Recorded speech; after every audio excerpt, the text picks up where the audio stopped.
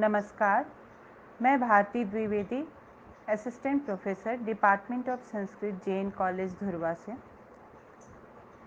आज काव्य दीपिका में उल्लिखित अलंकारों की चर्चा के भाग 2 में हम प्रवेश कर रहे हैं।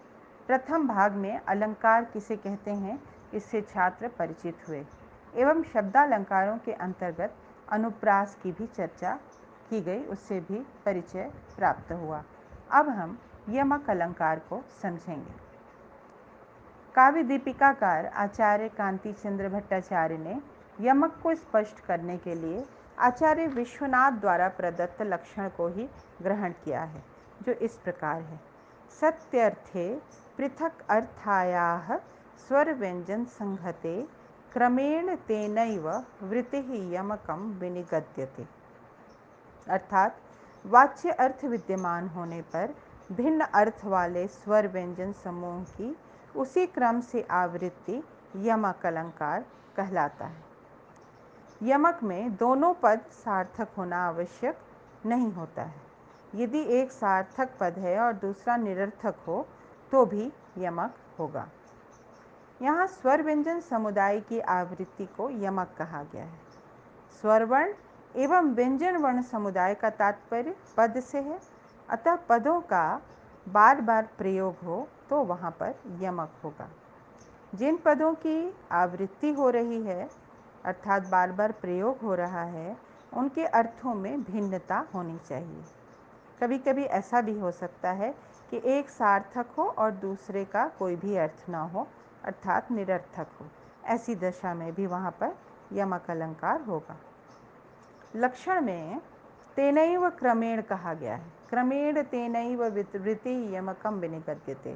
तेनैव क्रमेण कहने का तात्पर्य क्या है कि जिस स्वर व्यंजन समुदाय की आवृत्ति हो रही है उनमें वर्णों का क्रम समान अर्थात एक जैसा होना चाहिए।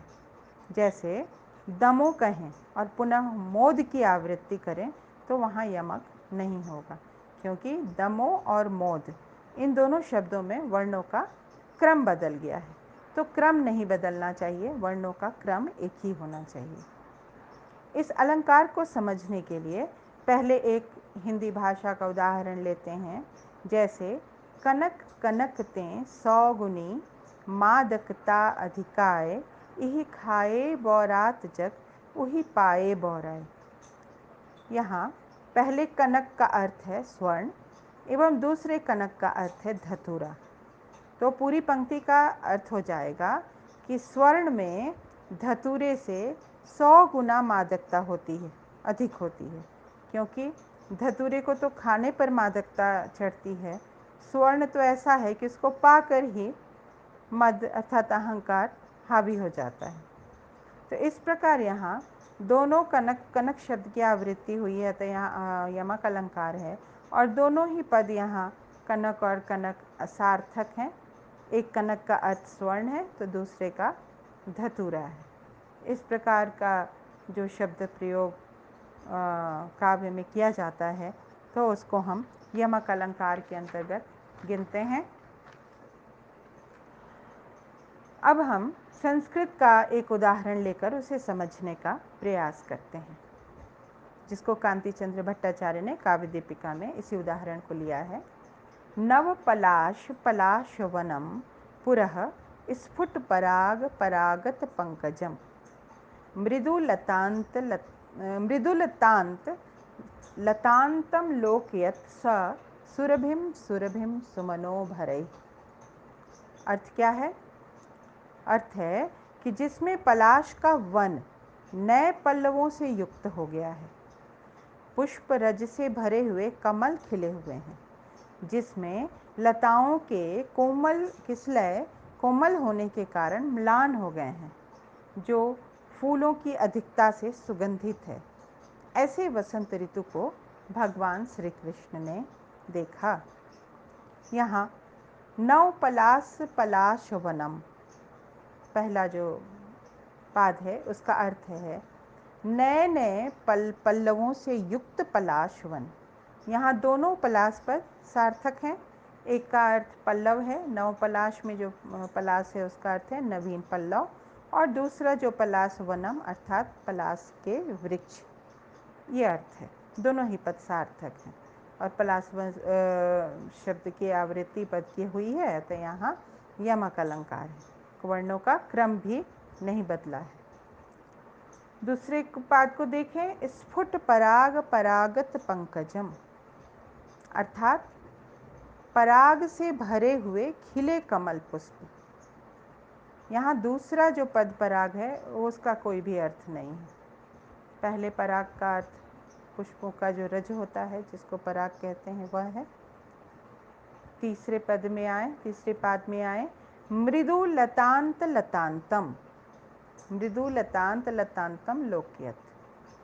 मृदु लतांत यहाँ शब्द है, मृदु लतांत, और दूसरा जो है लतांत है। यहाँ पहला लतांत जो है वो निरर्थक है और दूसरा जो है सार्थक है। फिर अंतिम पाद को देखें, सुरभिम सुरभिम सुमनो भरई।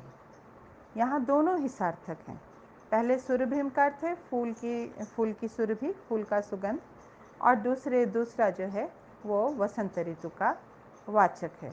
ऐसे वसंत ऋतु को भगवान कृष्ण ने देखा जो फूलों से सुगंधित है।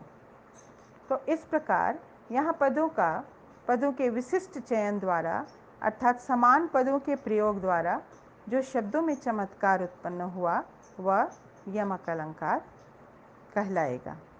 आशा है छात्र यमक अलंकार को समझ पाए होंगे। तो अनुप्रास अलंकार में क्या था, वर्णों की आवृत्ति, उसको स्मरण रखेंगे, और यमक अलंकार में शब्दों की आवृत्ति होगी, इसको छात्र स्मरण रखेंगे तो उन्हें कठिनाई नहीं होगी। और यहाँ पर शब्दों की आवृत्ति में दोनों पदों के मध्य में अर्थ की भिन्नता होनी चाहिए, लेकिन कभी कभी दोनों सार्थक दोनों निरर्थक भी हो सकते हैं, या एक सार्थक एक निरर्थक हो सकता है। धन्यवाद।